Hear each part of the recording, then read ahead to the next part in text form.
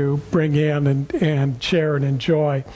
One of our members has, quietly and shyly stepped forward. James Haggerty said, I can play the piano, and I have a friend that plays the big bass, and so I sat with them yesterday, a little jazzy tune. It's really kind of catchy, so they're going to play here on the end of June. I think that's the 29th or something like that. So you'll definitely want to be here. You'll want to bring a friend, and you'll enjoy in this music in really tremendous ways.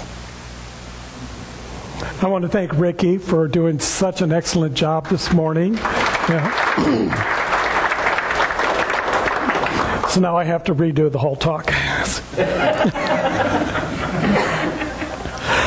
I know that I live under the government of divine law. I know that I live in the presence of divine love.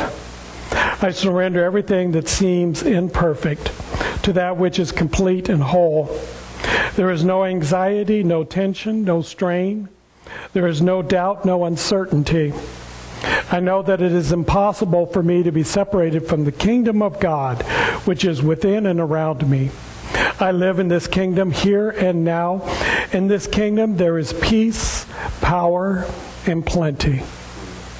I'd like to invite you to go within and join me in a moment of prayer. Some years ago, before I arrived here, there was a couple that were co-ministers of our center, Doctors Florence and Ernest Phillips. And I received notice this morning that Dr. Florence has made her transition into a new journey into that life of eternality.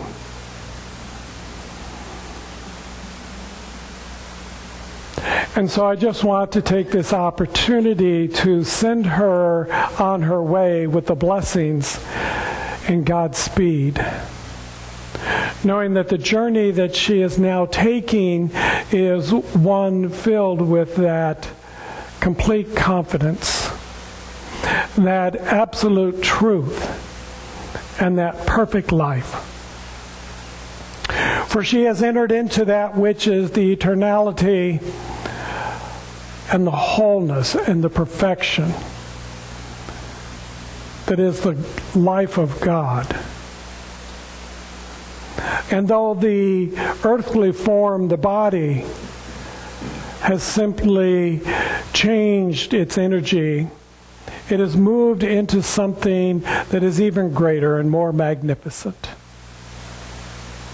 And I know that for all those who knew her, who were her students, who had the opportunity to serve with her, that they are blessed and they hold that always forever within their heart and their mind and their soul. And I'm knowing that for her husband, Ernest, that he is absolutely guided in this time, that he is comforted, he is supported, and he is loved as he continues on in this experience in whatever way that is his choice to do. How grateful we are that this center had their presence within this building in order to be the stewards at that time in that place, that have brought it forth in order for us to enjoy it and be a part of it, knowing that life is forever changing, that the earthly form and body is temporal, but the essence of who we are is eternal. And we remember that as we bless Florence on this part of her journey, knowing that life is good. And then we affirm it as we say together. And so it is. Doctors Ernest and Florence were really a beautiful couple. I did not get to know them real well. I generally would see them and know them when we would be at a national conference. And the first time that I met them, and some of you who know them will probably relate to this. When I saw them walk in, my first thought was, it was Roy Rogers and Dale Evans. As they were very kind of Western style, and he always wore a bolo tie and, the white hair, and very elegant. They were a very elegant couple. And their stature was solid and strong.